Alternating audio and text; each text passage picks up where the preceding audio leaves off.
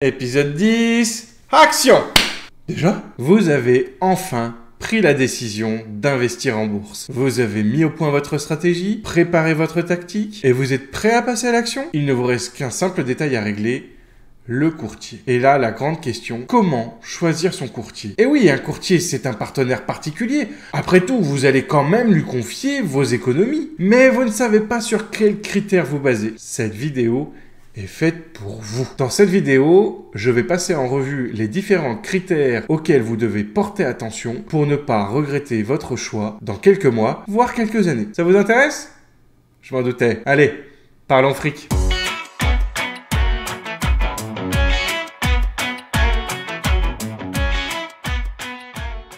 Salut, c'est Romain. Bienvenue sur la chaîne où l'on parle de fric, finances récréatives, investissement et crypto. Ici, je vous partage chaque semaine une vidéo sur les finances personnelles, l'éducation financière et les investissements. Pour ne rien manquer, n'oubliez pas de vous abonner et surtout de cocher la petite cloche pour être prévenu à chaque fois que je vais poster une nouvelle vidéo. Si vous voulez aussi avoir de mes nouvelles entre chaque vidéo, vous pouvez désormais me suivre sur Facebook, Instagram et Twitter avec le pseudo Parlons Fric. Sachez avant de commencer que je ne suis pas conseiller financier. Je ne suis qu'un investisseur particulier qui partage ses expériences et ses connaissances. Ce contenu est mis à votre disposition gratuitement à des fins récréatives et éducatives. Pour investir en bourse, vous serez obligé de passer par un intermédiaire. C'est ce qu'on appelle un courtier ou un broker. Grâce à cet intermédiaire, vous allez pouvoir passer vos premiers ordres en bourse. Si vous allez lui confier vos économies et cela sur le long terme, vous devez bien entendu comprendre que le choix du courtier est stratégique. Évidemment,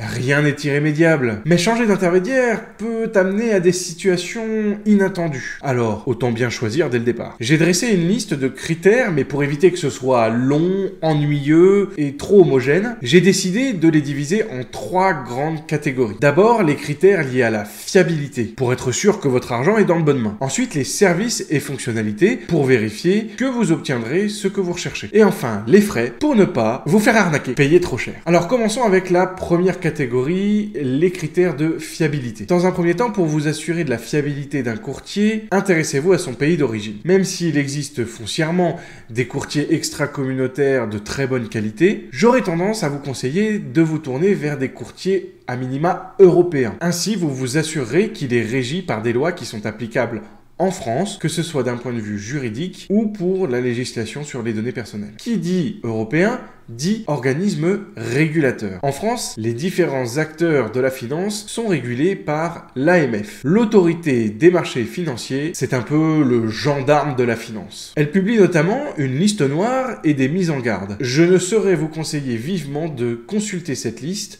afin de vérifier que votre futur broker n'y figure pas. Je vous mets le lien en description. Pour tous les autres courtiers étrangers, ils doivent être régulés par un organisme d'État. Par exemple, Trade Republic est régulé par la BaFin en Allemagne et Interactive Broker par la CBI en Irlande, et ainsi de suite. Suivant l'organisme régulateur, les courtiers doivent assurer les dépôts de leurs clients. En cas de faillite du courtier, les clients doivent en effet pouvoir récupérer l'argent qu'ils ont déposé. En France, la plupart des courtiers assurent les dépôts de leurs clients à hauteur de 100 000 €. Si vous souhaitez investir plus, petit vénard, il faudra soit porter une attention particulière aux éventuelles assurances complémentaires contractées par le broker, ou alors investir chez plusieurs brokers différents. En bourse, vous commencez à le comprendre, il faut porter une attention particulière aux détails, parce que ce que l'on vous vend n'est pas toujours ce que vous croyez acheter. Si vous vous rappelez de ma petite vidéo sur les ETF, pour ceux qui l'ont pas vu, je vous la mets là. Nous avions parlé des ETF à réplication synthétique. Et je vous expliquais que ces derniers ne contenaient pas vraiment les actions auxquelles faisait référence le titre de l'ETF. Eh bien, chez les courtiers, vous pouvez acheter des actions qui ne vous appartiennent pas.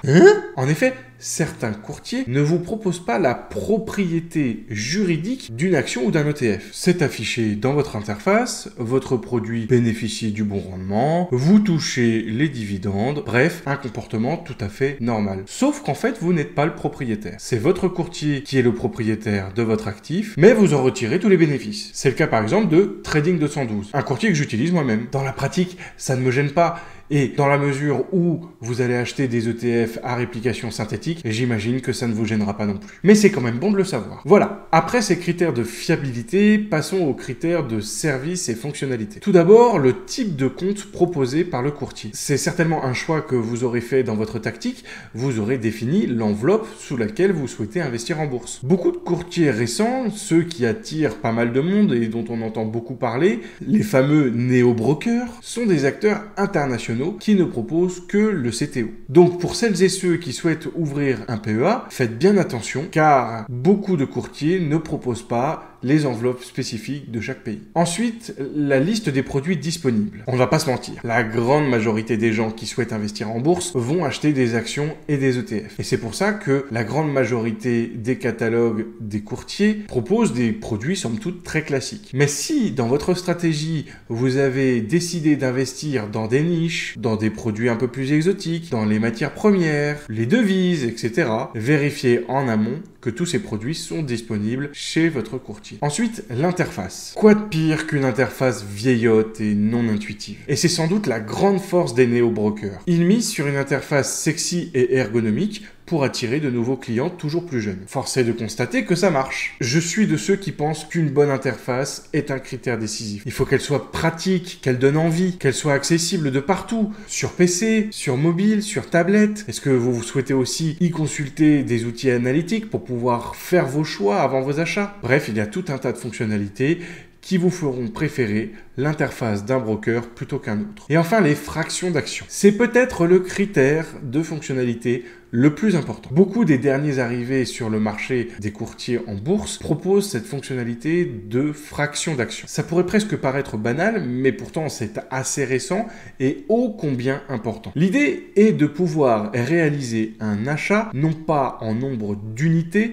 mais en valeur. Je m'explique. Si vous souhaitez acheter une action, mais que celle-ci est très chère, par exemple, au moment où je tourne cette vidéo, Amazon cote aux environs de 3100 $. Eh bien, si votre courtier propose les fractions d'actions, vous seriez capable d'investir 310 $ et de repartir avec 0,1 action, soit 10%, sans avoir à dépenser 3100 $ d'un coup, tout simplement. Pour les petits investisseurs ou les débutants, comme vous j'imagine, mais aussi comme moi, c'est une fonctionnalité primordiale. Je rigole pas, hein. Voilà. Et maintenant, passons à la dernière catégorie, le nerf de la guerre, les frais.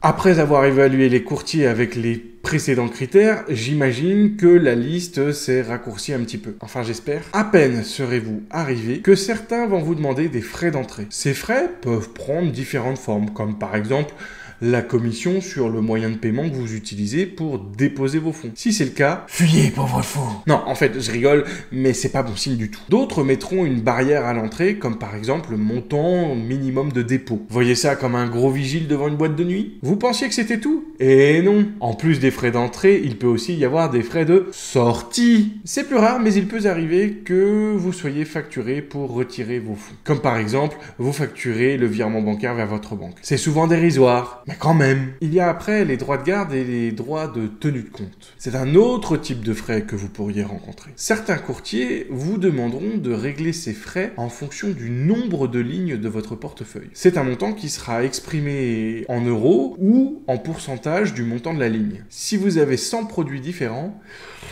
vous allez douiller. On va pas se mentir, hein. Ces frais-là, ils sont appliqués par les vieux dinosaures. Faut savoir évoluer avec son temps, hein. Et enfin, les deux types de frais les plus communs. D'abord, les frais de courtage. À chaque fois que vous souhaiterez passer un ordre, le courtier vous facturera ce mouvement, que ce soit pour une vente ou pour un achat. En général, ce sont des frais préétablis en fonction de critères comme par exemple la place de marché auquel vous allez placer votre ordre. Il n'est pas rare de voir des frais extrêmement limités sur la place de marché locale. Donc si par exemple vous souhaitez acheter une action totale sur votre compte Boursorama via Euronext Paris, ça ne devrait pas vous coûter trop cher. Mais si vous voulez acheter une action Coca-Cola via le New York Stock Exchange, ça coûtera plus cher. Il faudra faire très attention aux frais de courtage, car selon votre profil, cela pourra vous coûter très très cher. Je m'explique. Imaginons que les frais de courtage coûtent 2 € par ordre. Si vous souhaitez placer 8 ordres à 1000 €, cela vous coûtera 16 €. Maintenant, si vous placez un seul ordre de 8 000 €, cela vous coûtera des frais de 2 €. Donc, plus vous allez passer petits ordres, plus cela va vous coûter cher. Mais si les frais sont facturés en pourcentage, comme par exemple 0,6% du montant total de l'ordre, que vous dépensiez 8 fois 1 000 €